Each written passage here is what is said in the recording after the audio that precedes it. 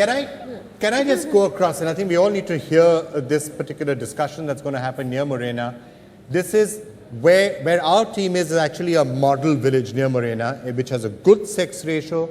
Lots of girls here have been educated. They're traveling out of the village to study nursing, etc. So this is one particular village where a lot of difference has been made, and partly, Ashaji, you've been out there, you've done a lot of work out there, and others have. So this particular area, this particular village, things are very different. However, across that and other places near there, it's really a very grim situation. Morena, overall, one of the worst sex ratios in Madhya Pradesh, just 819 girls for 1,000 boys. So, Sanan's out there, our reporter. Sanat, take us through all the people you've got gathered out there, and what's the discussion you're having there?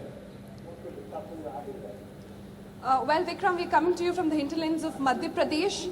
This is the infamous Morena district, which has had the worst sex ratio across, one of the worst sex ratios across the country. This is the land of the disappearing daughters, and this is also the land where a girl child is supposed to be an unspoken curse almost. I mean, that's at least a sense that I've gathered here since the time I've been. Now, I have with me some interesting group of people. On my right are some elders of the village who've come across, not just from Morena district, but from other districts around this area as well. And I also have with me some workers who've been working continuously, trying to educate these people, trying to bring about the awareness. But first, I want to come to these people here and try and understand why exactly is the girl child so unwanted? Why is it that she's silenced even before her birth? आप मुझे बता रही थी अभी कि अगर लड़का और लड़की में चॉइस दिया जाता है तो आप क्यों लड़की को नहीं चाहती हैं? क्यों नहीं चाहते लड़की को कि अपना घर का बोझ समझती है, कूड़ा समझती है और सोच उनकी नीची रहती है। क्योंकि लड़की जन्म जाएगी तो कहाँ से पैसा लाएंगे, कहाँ से खिलाएंगे, फिर उनको ससुराल भेजेंगे, शादी कैसे करेंगे, पैसा कहाँ से आएगा? पैसा नहीं है हमारे पास, खेतों में काम करते हैं। तो आपने कहा लड़कियां कूड़ा हैं। आप हाँ, लड़की कूड़ा समझती हैं। जो लड़की कूड़ा है घर का बोझ समझते हैं और वो लड़की को बाहर समझती है अपना, और लड़की को गहराई में मुझे ये बताइए कि जब लड़कियां, मुझे अब बेफिक्र कैमराज है यहाँ पर मैं जानना चाहती हूँ कि लड़कियों के साथ आपने बताया पहले कई बार होता था, क्या करते हैं जब लड़कियां पैदा होती हैं? ऐसे लड़कियां चाहते नहीं है। क्यों नहीं चाहते? लड़की चाहती नहीं है, लड़की चाहते हैं तो मरवा देती हैं। मरवा ऐसे ताई है ना, लड़की हो गई तो वो ताई मतलब वो माँ को नहीं पता परम देती, माँ को तो मालूम ही नहीं पड़ती। लड़की है होती तो ऐसे तम्बाकू है जी बीड़ी है माँ में से निकाल के तम्बाकू उनके तरुए में रख देती, ऐसे लड़की को मरवा देती। और यहाँ जे फाटका पाइया है पाइये के नीचे रख देते, उनको लड़की को खत्म करवा देते। माँ कुछ नहीं बोलती है, माँ को कुछ बोलने का हक भी नहीं दिया। कहते हैं माँ को पता ही नहीं पड़ता माँ को। तो क्या प्रेशर होता है? ऐसा क्यों करते हैं? घर के लोग बोलते हैं क्यों लड़कियों को ऐसा कर रहे हैं? ऐसे डिंग परोस के बोलते हैं कि लड़की को चाहो। माँ को पता पड़ जाता है तो उनसे फिर बोलती है कि लड़की को चाहो। लड़की बिगड़ तो कछु नहीं है, लड़की क्यों मरवा देते हैं? तो लड़की जी मरवा देते हैं कि मतलब ऐसे बड़ी हो जाएगी तो कैसे शादी करेंगे, बड़ी हो जाए। अब सोच दहेज देना पड़ेगा। हाँ, दहेज देना पड़ेगा। जमीन नहीं है और घर में कोई कमावे वाला नहीं है, गरीबताई में मतलब लड़की कैसे पढ़ाएंगे, पैसे लगेगा तो लड़की कैसे पढ़ाएंगे, ऐसा मतलब कैसे नौकरी लगेगी, जा सोच के मारे खत्म कर दी थी। It's devastating to hear all this, but I want these people to speak about this. आप अभी ये वो लोग मुझे बता रहे थे कि इन पर दबाव भी पड़ता है, क्यों घर के जो बड़े हैं, जो मर्द हैं, वो बोलते हैं कि हमें लड़की नहीं चाहिए, लड़का चाहिए। क्यों आप लोग इतना प्रेशर डालते हैं? हम इसीलिए मतलब प्रेशर डालते हैं कि मतलब जैसे मान लो लड़की को पाले पोसे बड़ा करें तो वो क्या है कि दूसरे पराए घर चली जाएगी एक दिन। अब इस तरह से पराए घर चली जाएगी, मान लो शादी होगी, उसमें पैसा लगाया, पढ़ाया लिखाया, मान लो जो भी उसमें खर्चा आया, उसमें शादी के बाद में बहुत सारा कर्जा भी हो जाता है। दूसरी बात ये भी होती है कि घर में हम लड़की को रखते हैं तो हम तो घर से बाहर भी काम के लिए जा सकते हैं ना कभी भी, तो घर में वो जो बड़ी हो जाती है जब लड़की, अपना एक इस तरह की इज्जत होती है घर की, तो हमारा ऐसा महसूस होता है कि मतलब हमारे से पीछे कहीं ऐसा नहीं हो कि लड़की के साथ कहीं जाने में या रहने में कहीं छेड़छाड़ हो जाए, बहुत बड़ी हमारी तो नाक कट जाएगी हमेशा के लिए। मतलब इस तरह की हमारी एक सोच है, तो हम इस चीज को मतलब आगे ले जाने। सर आपके कितने बच्चे हैं? मेरे बच्ची वैसे 4 हैं और लड़के 2 हैं। लड़के 2 हैं। 2 हैं। और लड़कियां आपकी, आपने उनका शादी कर दिया? शादी एक की कर दी है और 3 अभी बाकी है। 3 बाकी है। कितना दहेज दिया पहले शादी? दहेज मैंने दिया करीबन 1 लाख रुपए के करीबन, मतलब कैश दिया और भी सामान भी दिया। तो मान लो हमारे पास जब खाने कमाने के लिए उतना ही है, मान लो हम दहेज अगर ज्यादा देते हैं तो हमारे पास खेत भी तो नहीं है, 10-5 बीघे खेत है, उसको भी हम अगर शादी में बेच दें या पीछे कमाते कमाते उसका गड्ढा पूरा करना पड़ेगा, इसमें हमारी पूरी जिंदगी निकल जाएगी। तो हम इसलिए इसको थोड़ा सा, ये हमारे इस तरह का कोई वो नहीं है कि लड़की को हम ज्यादा से ज्यादा जन्म दे सके, और आप मजबूर हैं? मजबूर हैं इस तरह से कि हमारे पास कोई साधन नहीं है इस तरह का कि पीछे हो सके।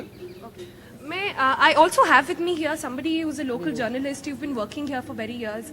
I want to understand from you. आप जब ये बातें सुन रहे हैं, इन लोगों का कहना है कि हम मजबूर हैं, हमारे पास पैसे नहीं हैं, लड़कियों को उन्होंने तो कूड़ा बुला दिया यहाँ पर। क्या प्रॉब्लम कैसे आइडेंटिफाई करी जाए, कैसे इनको बताया जाए कि विमेन एम्पावरमेंट करा जा सकता है? She can be turned into an asset, सिर्फ लाइबिलिटी नहीं है। ये है कि जो दहेज है जिसकी की ये बात कर रहे थे भैया अभी, और वो बहन जी ने भी बात करी कि दहेज एक इतनी बड़ी समस्या है इस क्षेत्र में कि दहेज को लेकर के कंपटीशन भी है। और ये अगर अपनी बच्ची के लिए कहीं घर ढूंढने जा रहे हैं, लड़का देखने जा रहे हैं, तो वहां बिना दहेज के इनका काम नहीं बन रहा है।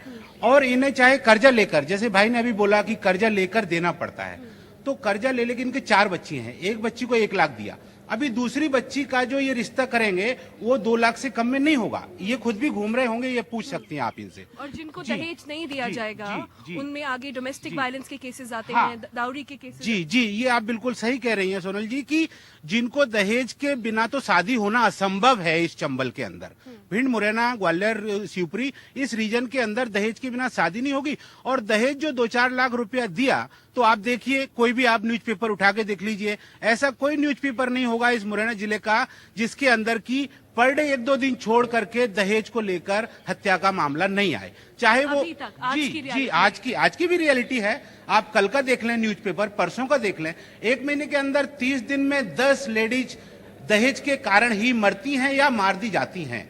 ये एक बहुत बड़ी समस्या है इस रीजन में कि वो दहेज नहीं दे तो उसकी बेटी की शादी नहीं हो रही है, दहेज दे रहा है तो उसको ये है एक नया एक बहुत बड़ी एक चलन चल गया है यहाँ कि एक बहू को मार दो जिससे कि दूसरी शादी लड़के की फिर से कर लेंगे।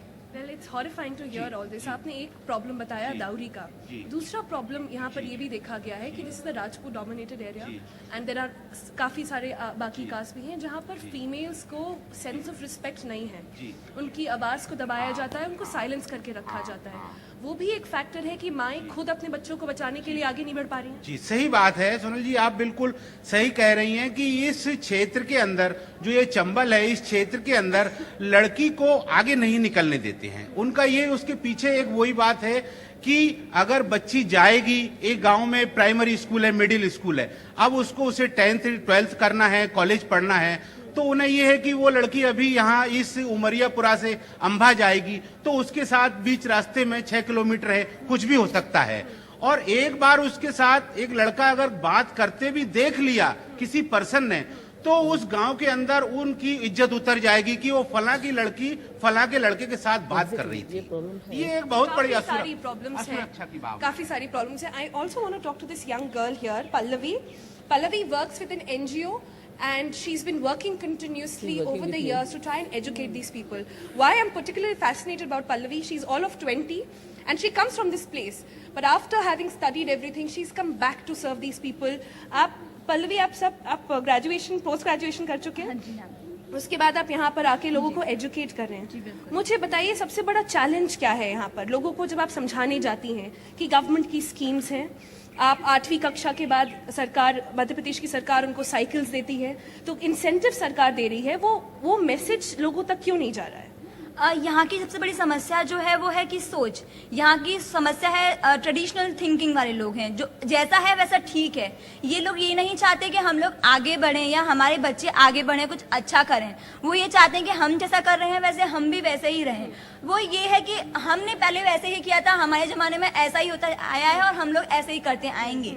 और टीवी वगैरह में जो दिखाते हैं वो सब आप फालतू की बातें कर रही हो, वो सब शहरों में होता है, गाँव में नहीं लोग होता आपको है। बोल देते हैं कि आप फालतू की बातें कर रही हैं हमसे, हमें मत बताइए। बिल्कुल यही सब यहाँ पर बोला जाता है। तो मतलब कि यहाँ पर मेन जो प्रॉब्लम हम लोग देखें, चाहे कोई भी समस्या है, दहेज की समस्या है या डोमेस्टिक वायलेंस है या फीमेल फर्टिसाइड है, यहाँ की मेन समस्या है सोच। लोग अपनी सोच को बदलना ही नहीं चाहते हैं। जो उनकी सोच है वो उस पर ही कायम है कि हमारी जो हम लोग जैसे हैं तो वैसे ठीक है। मैं पल्लवी आपसे पूछ रही हूँ, आपके सामने अभी यहाँ पर बैठे हुए हैं ये, आप मेरे साथ इधर आइए पहले।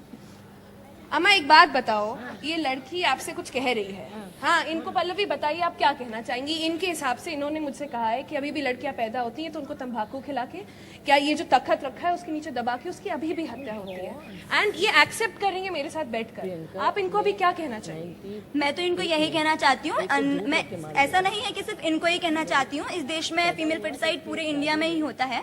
तो मैं सभी को एक संदेश देना चाहती हूँ कि आज सानिया है, कल्पना है, राष्ट्रपति प्रतिभा पाटिल हैं, और ये सारी लड़कियां बहुत नाम कर रही हैं। अगर अभी हम लोग यहाँ पर देखें तो यहाँ पर मैं भी हूँ, और यहाँ पर जर्नलिस्ट जो है वो खुद भी, सोनल भी खुद इतना पढ़ी लिखी हैं। तो लड़कियां बहुत कुछ कर सकती हैं। अम्मा वो कह रही हैं कि लड़कियों को पढ़ाएं लिखाएं, उनको आगे बढ़ाएं, उनको ऐसे नहीं साइलेंस कर। नहीं पढ़ाएंगे हम, हमारी मर्यादा चली जाएगी, हम शर्म की नाक कट जाएगी हमारी, हम नहीं पढ़ाएंगे इस लड़की को। आप क्या बोलेंगे? आप मैं यहाँ पर बहन जी से एक सवाल पूछना चाहती हूँ कि आप महात्मा गांधी को जानती हो? जानती है। महात्मा गांधी के कितने बेटे थे? वो महात्मा गांधी वहाँ रहती थी, यहाँ लड़का ऐसे हैं वो नई लड़की को पढ़ने देते हैं। उनका कहना है कि इनसिक्योरिटी है, लड़कियां they live in a constant environment of threat and fear, तो इसको कैसे डील करा जाए? मैं यहाँ पर इनको एक उदाहरण देना चाहूंगी कि महात्मा गांधी के 4 बेटे थे। हम लोग नहीं जानते कि महात्मा गांधी के 4 बेटे थे, लेकिन हम लोग ये चीज जानते कि महात्मा गांधी की एक बेटी थी, इंदिरा गांधी, और उसने बहुत नाम रोशन किया। इंदिरा गांधी नहीं है बेटी, हमारी शर्म चली जाएगी, यहाँ कहाँ से पढ़ाएंगे तुम्हें? हमारी बहुत बड़ी मर्यादा है गाँव में, नहीं भी जाने देंगे पढ़ने। Well, this is a discussion I think which can go on for a very long time. But at the same time, what's important, I just want to go across once also to these Anganwadi workers that we have here with us today. आप काफ़ी time से यहाँ काम कर रही हैं। दूसरा issue जो इस एरिया में देखने को मिलता है सिर्फ फीमेल इन्फेंटिसाइड का नहीं है, even the girls who survive, उनको वो मैल नरिश्ड होती हैं, उनको एक कांस्टेंट एनवायरनमेंट ऑफ निग्लेक्ट में रहती हैं। अगर एक घर में लड़का एंड लड़की दोनों को है तो लड़के पर ज़्यादा ध्यान दिया जाता है। आप कई ऐसे घरों में जाती हैं, उनको जागरूक करती हैं, क्या एक्सपीरियंस रहा है आपका? मेरा एक्सपीरियंस ऐसा है कि मैं सोनल जी, जब मैं एक गांव में गई, वहाँ पर मैं एक अपनी आंगनवाड़ी वर्कर के यहाँ गई। उसके यहाँ पर क्या था कि 2 अति कुपोषित बच्चे थे।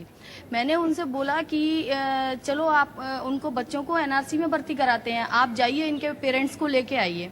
तो वो उनके पेरेंट्स को लेके आई। मैंने उनसे बोला कि आप अपनी लड़की को उसमें एनआरसी में भर्ती क्यों नहीं कराने भेजते? हमारी आंगनवाड़ी वर्कर इतना आपसे बोल रही है, फिर भी आप नहीं लेके जा रहे हो। वहाँ पर आपको मुफ्त में दवाइयाँ मिलेंगी, तो खाना भी। उन्होंने कहा कि हमारी वैसे 4 लड़कियां हैं और ये लड़की जो है वो अगर खत्म हो भी जाएगी तो उससे हमें कोई फर्क नहीं पड़ता। ये लड़की की माँ ने आपसे कहा कि हमारी 4 लड़कियां हैं, एक लड़की अगर खत्म हो भी जाती है तो उससे फर्क नहीं कोई पड़ता। फर्क नहीं पड़ता। इसके बाद हमने काफी कोशिश की, लेकिन वो महिला कतई तैयार नहीं हुई वहाँ जाने के लिए। सोनल जी, एक और आपको वाकया बताते हैं। एक गांव में गई जहाँ पर वहाँ पर मतलब काफी बैकवर्ड एरिया है। वहाँ मैंने एक घर से एक लड़के को एडमिट करवाया एनआरसी में। दूसरी जगह एक लड़की को जब मैंने एडमिट करवाने की बात करवाई तो उसके यहाँ से उसकी सास जो थी ना, बहू की जो सास थी, वो हांसिया लेके मेरे पीछे दौड़ी कि आप हांसिया जिससे अपन सब्जी वगैरह काटते हैं या वो चारा वगैरह काटते हैं, वो लेकर आपके पीछे भागी कि आप, हाँ आप यहाँ से जाइए, मैं ऐसा कुछ ही नहीं करूंगी।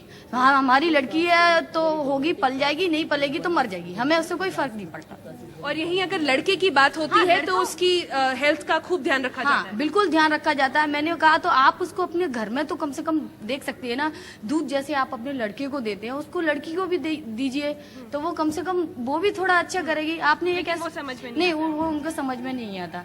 मैंने कहा दवाइयाँ वगैरह दिलवाने के लिए हॉस्पिटल में चले जाइए, नहीं रह सकते हैं 14 दिन तो। एंड ये सब मुफ्त की दवाइयाँ हैं, मुफ्त का खाना उनको सरकार प्रोवाइड करी, उसके बाद भी नहीं जाना चाहिए। वो बिल्कुल नहीं जाना चाहते। उनकी मेंटेलिटी कुछ इस तरह की हो गई है कि लड़कियां अगर नहीं भी सरवाइव करेंगी तो उससे हमें कोई फर्क नहीं पड़ता, लड़का हमारा है। Well, Vikram, you've heard it all, I think, from here.